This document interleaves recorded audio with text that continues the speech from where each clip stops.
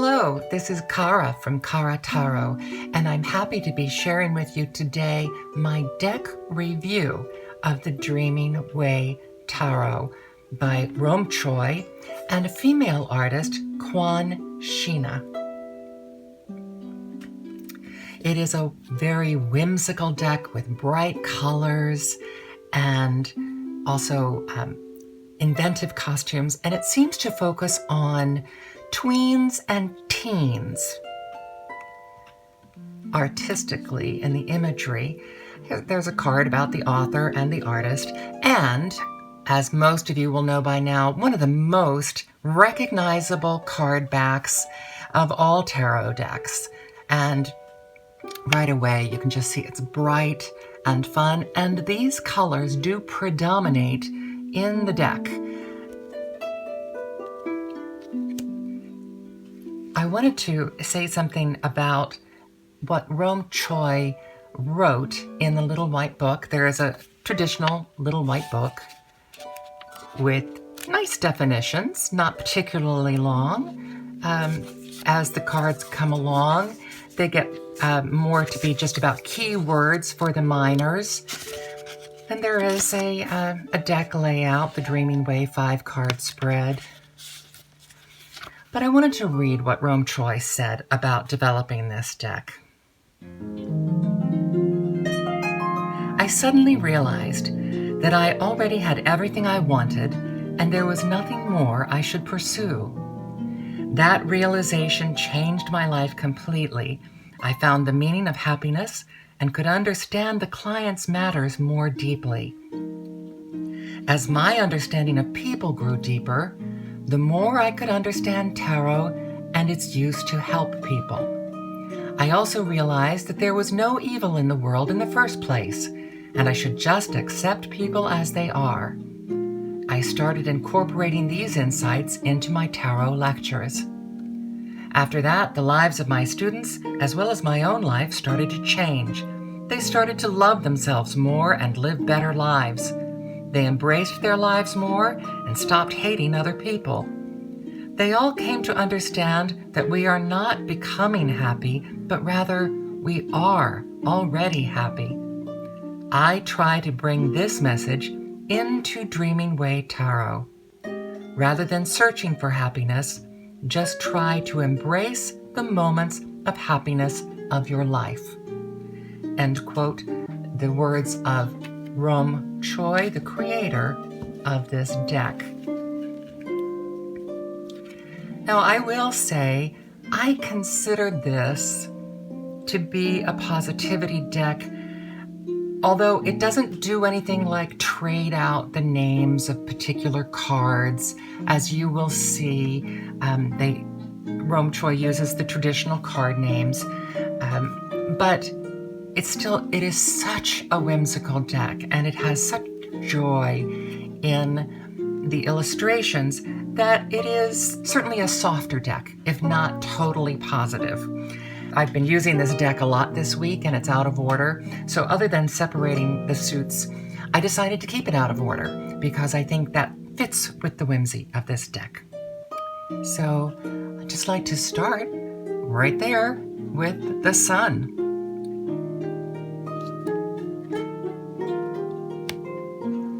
The Magician.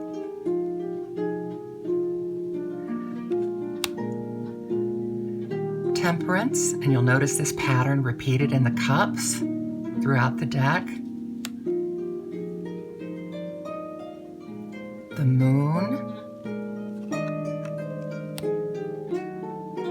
The Star.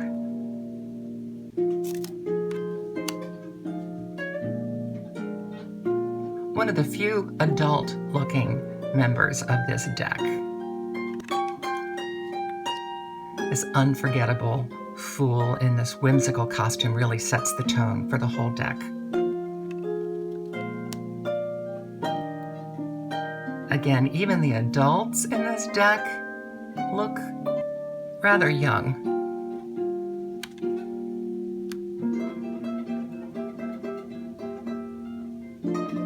This is the darker palette that appears in this deck for more somber cards.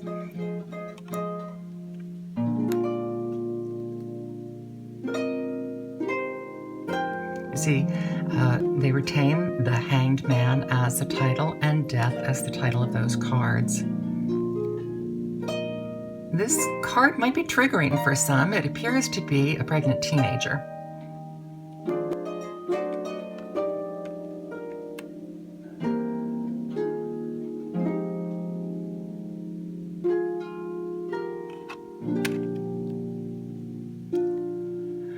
A really wonderful tower card. I just want to point out, to me, this looks like a snake shedding its skin. It appears to have retained the tower inside, but shedding the outside of its skin. And I think that's just an incredible image for the tower.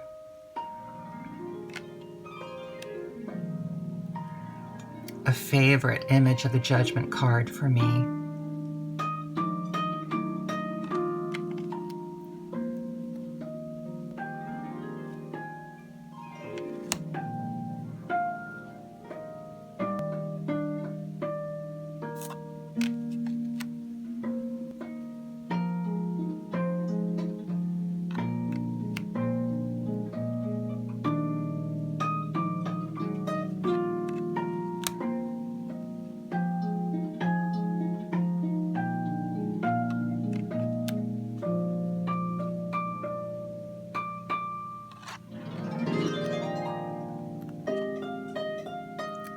Another favorite of mine. This is a lovely representation of the Chariot, I think, with the roiling water and that lovely old European town in the background.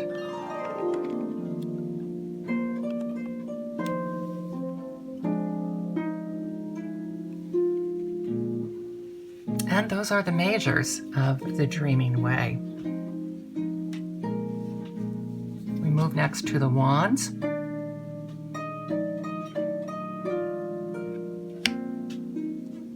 Again, out of order, as I said.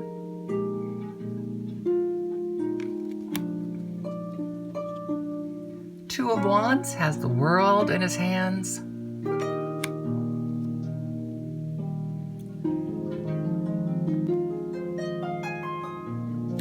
You'll notice repeated pattern motifs, either checks or dots,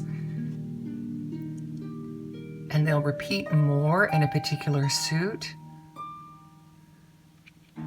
The Six of Wands appears to be riding alongside his crew, so giving them all the celebration.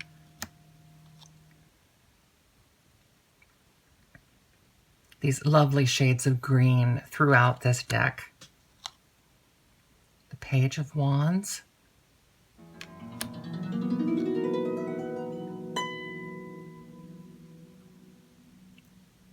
King of Wands with a lizard or a dragon. The Four of Wands.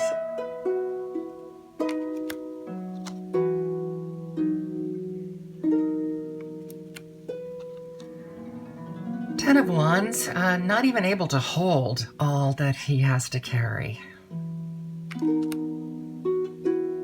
Particularly pensive Queen of Wands.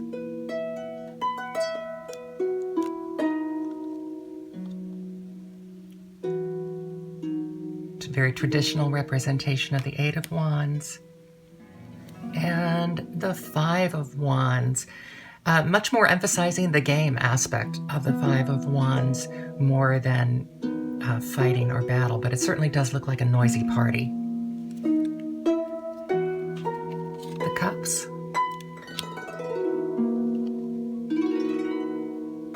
An adorable Page of Cups, the teapot on her head, and fish flying through the air.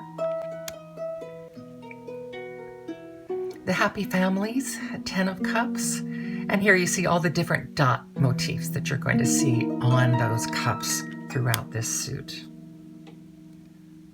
Five of Cups, not only not seeing the cups that she has in front of her, but has her eyes closed. Knight of Cups looking backwards. And the horse not looking where it's going either. Six of Cups. Childhood memories. This is a perfect deck for that. Eight of Cups, walking away in a particularly elfin costume.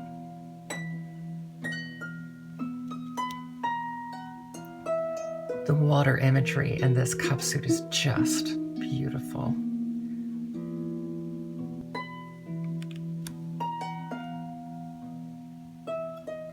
Greens and blues predominate in the colors of this deck.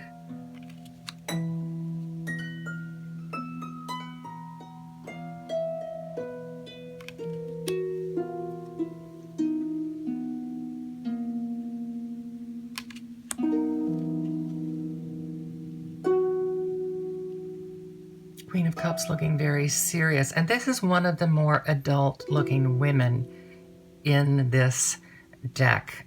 Most of the women, as I said, mentioned the Empress, who looked to be pregnant, appeared to only be about 14 years old.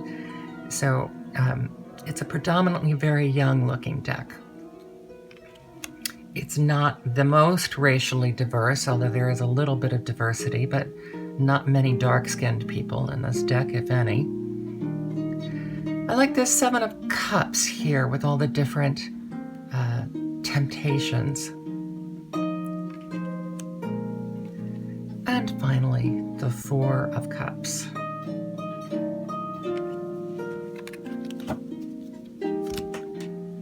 Next we have the Swords. And you will notice a darker color palette and a more subdued color palette in the Swords. The horrible Knight of the Nine of Swords. This is typical color palette for the sword suit in this deck.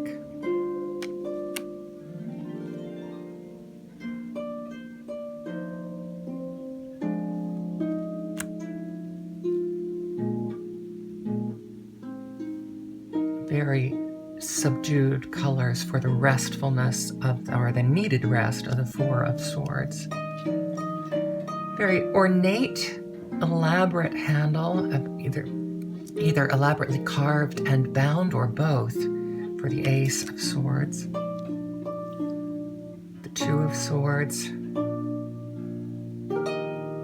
I always look for this card. I usually really like the different presentations of this card, and this is no exception.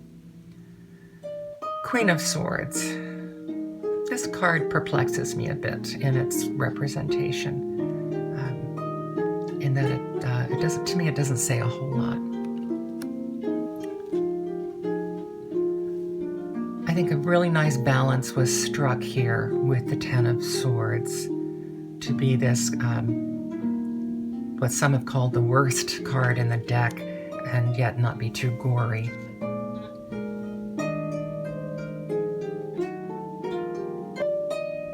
King of Swords, who seems to be thrusting his sword through his clothing into his throne. The Five of Swords.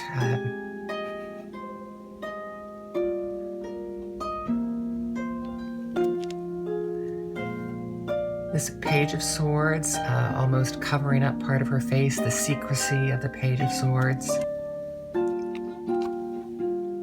The Eight of Swords, indeed, very free to move, if only she realized it.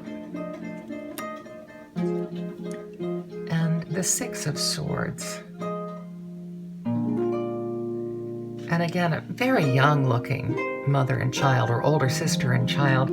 And that's something about the tone of this deck which almost strikes me as them being not only in these fanciful costumes, but that the characters are actually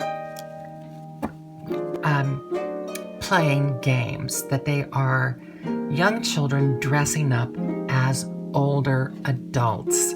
And in like one of the queens, I think even appears to be wearing a wig. At least that's the look to me. So I think that gives this many layers of whimsy, which again is why I refer to it as a positivity deck, even if it's not a traditional positivity deck. Beautiful King of Pentacles with his clothing covered with grapes.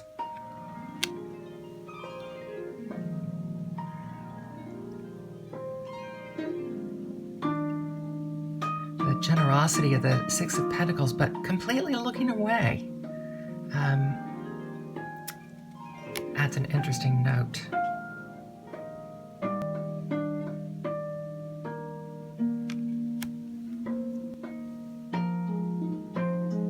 Wonderful Jester for the Two of Pentacles.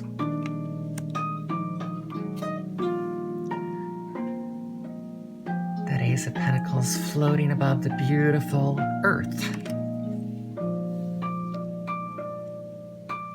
Page of Pentacles, either looking for directions or completely distracted. The Ten of Pentacles, having it all, but not necessarily very happy. Very contented, maternal Queen of Pentacles. Four of Pentacles.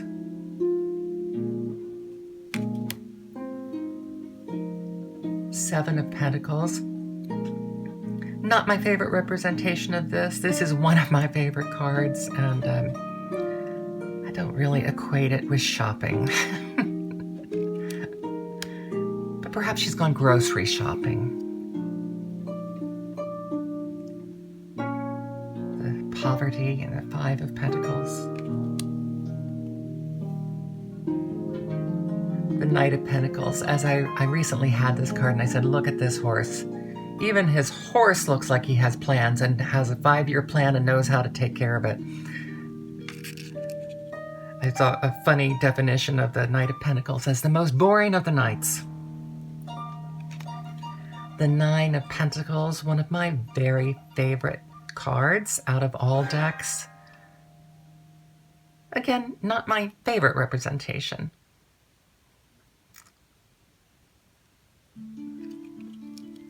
But I do like the use of the grapes in this suit. I believe that's the only place that shows up. They might show up in some of the majors. We'll get a chance to look at that again. And finally, the diligence of the Eight of Pentacles. And that's it for the minors in this deck. Once again, since they're already out of order, I am going to do an Arcana Battle with this deck to close out the review. I will say this deck is quite easy to read. As you have seen, the symbolism is close enough to traditional Rider-Waite-Smith that it is easy to see the symbols, easy to see the intention, and it maintains enough of the imagery, even with changing these outlandish people and costumes, that it just becomes a very fun take on the traditional. As I mentioned, the overall tone of this deck is light. I think it's an easy deck to use for someone who is afraid of the traditional imagery or a little afraid of having a reading, and would be very good for teenagers because clearly they can see themselves in this deck. So I'll start the Arcana Battle.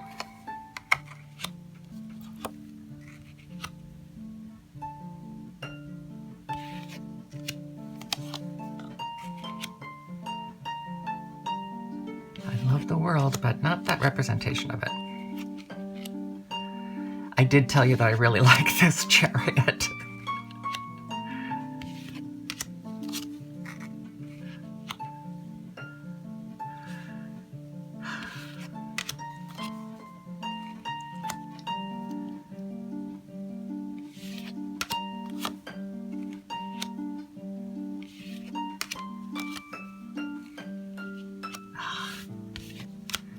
I told you exactly why I like that tower so much. Judgment even better.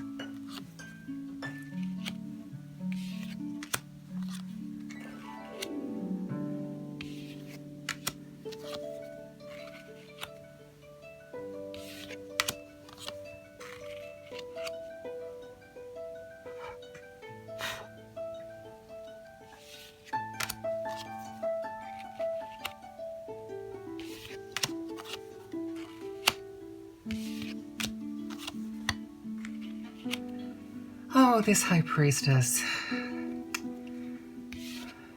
I like her a lot. Oh, you're gonna tough choice for me. Okay.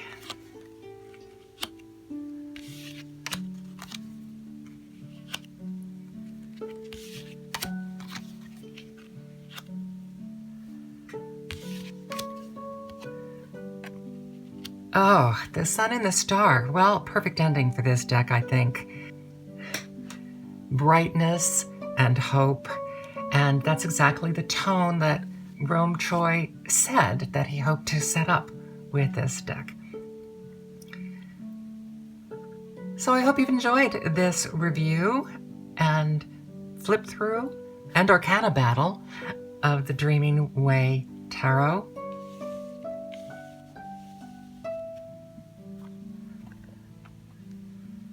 By Rome Choi and artist Kwon Shina. Not a new deck, it came out in 2012. A lot of people have this already. But if you haven't worked with it, I thought you'd like to see it in action a little bit. Thank you. This is Kara from Kara Tarot. Thank you for sharing this time with me. Please like and subscribe. And I'll see you soon.